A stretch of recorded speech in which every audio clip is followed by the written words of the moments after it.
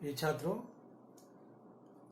आज हम खंडित श्रेणी में समांतर माध्य ज्ञात करना सीखेंगे।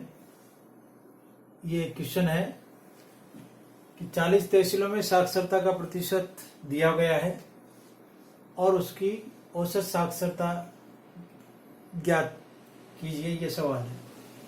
तो ये खंडित श्रेणी का सवाल है। तो इसमें भी दो विधियां हैं, प्रत्यक्ष और अप्रत्यक्ष विधि। जैसे व्यक्तिगत श्रेणी में कल हमने पढ़ा था उसकी तरह ही। तो प्रत्यक्ष विधि में इसका सूत्र है x बार बराबर sigma f x upon n. यहाँ x बार से मतलब समांतर माध्य है,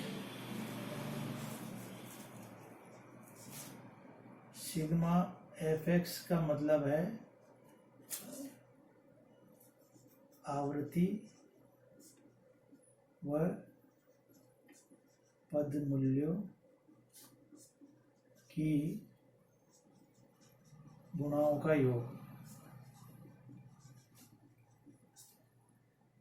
और n बराबर है पदों की संख्या अर्थात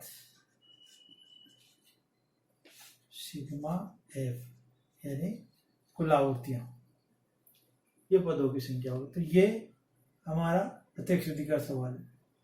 अब अप्रत्यक्ष विधि की बात करें तो अप्रत्यक्ष विधि, इसमें समांतर माध्य ज्ञात करने का सूत्र x बार बराबर a plus sigma f d x upon n. यहाँ x बार बराबर समांतर माध्य,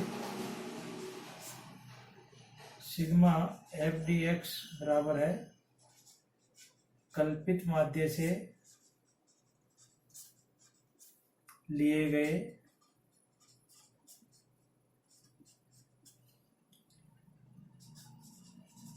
विचलनों व आवृत्तियों की गुणाओं का योग।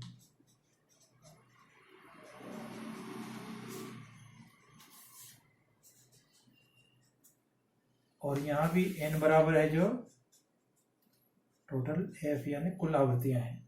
तो ये हमारे खंडित श्रेणी में समांतर माध्य ज्ञात करने के सूत्र हैं। अब हम इसको जमाने सवाल को हल करने के लिए, जैसे यहाँ लिया हमने साक्षरता और यहाँ तहसील है। तो ये साक्षरता 58% साक्षरता की 8 तहसीलें हैं, 61% साक्षरता 5 तहसीलों में है, 65% साक्षरता 12 तहसीलों में है, 67% साक्षरता 5 तहसीलों में है, 68% साक्षरता 4 तहसील में, 70% साक्षरता 3 तहसील में और 72% साक्षरता भी 3 तहसील में। ये इस तरह से हमारे पास में सवाल। तो अब प्रत्यक्ष विधि के अनुसार करें हम। पहले सबसे पहले नंबर 1, जैसे प्रत्यक्ष विधि को इस्तेमाल करते हैं हम, ये करते हैं। तो प्रत्यक्ष विधि में हमारा सूत्र है x बार बराबर sigma f x upon n. तो ये तो है x पदमूल्य और ये है ये है f, ये x है, ये f है। तो हमें एफ एक्स चाहिए, यानी x और f की गुणा करनी। तो अब जैसे ये करें तो 8 8 64 की 4 80 से 8 5 40 46 61 को 5 से करें तो 5 एकम 5 5 30, 12 को 65 से तो 12 5 से 8 के सिपर 80 का 6 12 6 72 और 6 78 67 35 के 5 हासिल के 3 और 30 और 3 35 8 तो 4 8 32 के 2 हासिल के 3 4 6 24 और 3 27 0 7 21 और 3 दूनी 6 और 7 21, ये आपका हो गया।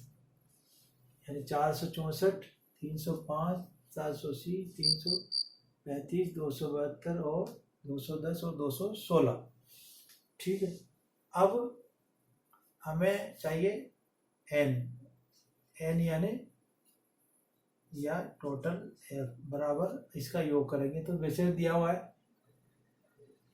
सवाल में भी दे दे, लेकिन नहीं दे तो जैसे सवाल इस तरह से आ जाए कि निम्न आंकड़ों की सहायता से समांतर माध्य ज्ञात कीजिए, तब हमें टोटल f करना होगा। यानी इसका जोड़ है जो 40, यानी 40 कुल तहसील है। ठीक है, अब इसका योग कर लें, जो कहलाएगा सिग्मा fx। ठीक है, तो योग करेंगे तो ये आ जाएगा 25 82। ठीक है, ये आपका आ गया। तो अब x बार निकाल लें आप सूत्र के अनुसार। x बार बराबर 25 82 अपॉन 40, यानी 25 82 को 40 से डिवाइड कर देंगे तो ये 64.55 आ जाएगा, 64.55। ठीक, ये हमारा प्रत्यक्ष विधि से समांतर माध्य ज्ञात। अब इसी सवाल को हम अप्रत्यक्ष विधि से लें, तो अप्रत्यक्ष विधि में हमें कल्पित माध्य और उससे विचलन लेने होंगे। तो मैं इसको मिटा देता हूँ, सवाल वही रहेगा ऐसे करके।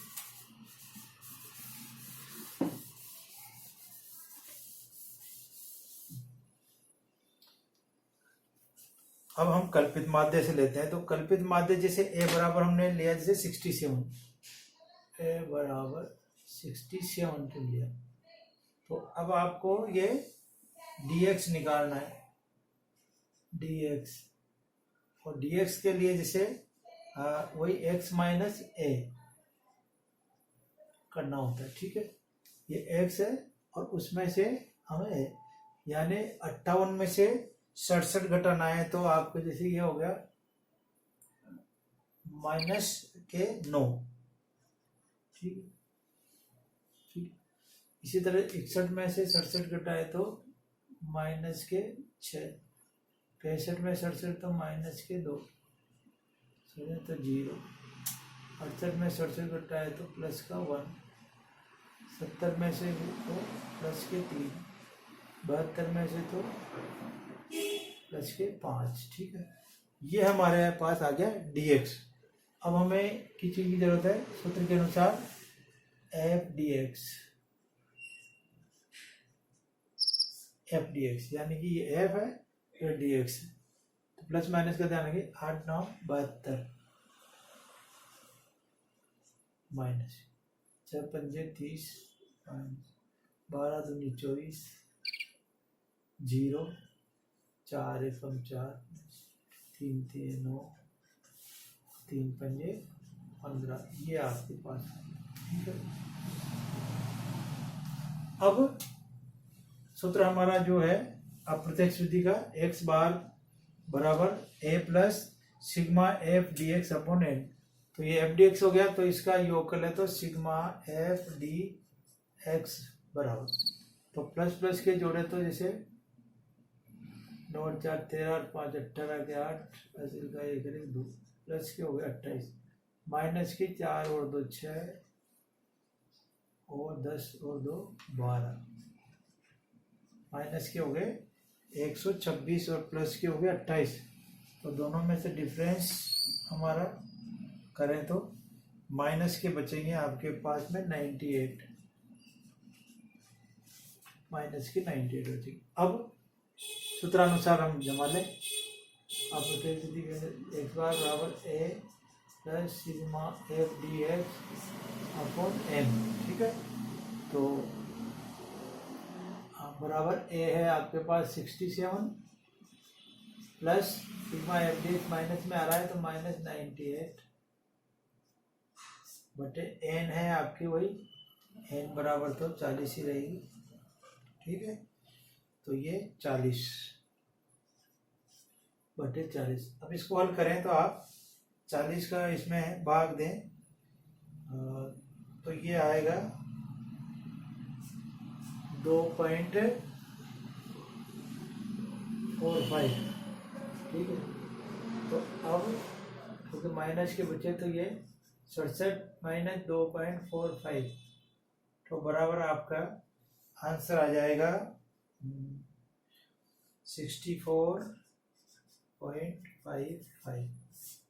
जो पहले हमारा प्रत्यक्ष विधि से आया था वही आंसर अप्रत्यक्ष विधि से आएगा। तो इस प्रकार से आप खंडित श्रेणी में समांतर माध्य निकाल सकते हैं। यानी जो प्रत्यक्ष विधि है उसमें डायरेक्ट हम f और x की पहले गुणा कर लेते हैं, यानी पद मूल्यों को उसकी आवृत्ति से गुणा करते हुए चले जाते हैं और f और x से गुणा करने के बाद में उसका योग निकाल लेते हैं, यानी सिग्मा fx ज्ञात कर लेते हैं। और सिग्मा fx में कुल आवृत्तियों का यानी n का भाग देने के बाद में आपका प्रत्यक्ष विधि से समांतर माध्य निकल जाता है। अब प्रत्यक्ष विधि में हम कल्पित माध्य चुनते हैं सबसे पहले। तो सबसे पहले कल्पित माध्य चुनने के बाद में फिर हम कल्पित माध्य से हमारे जो पद मूल्य है उसका विचलन ज्ञात कर लेते हैं, यानी dx निकाल लेते हैं। dx निकालने के बाद में dx को f से गुणा कर लेते हैं, यानी f dx से निकाल लेते हैं।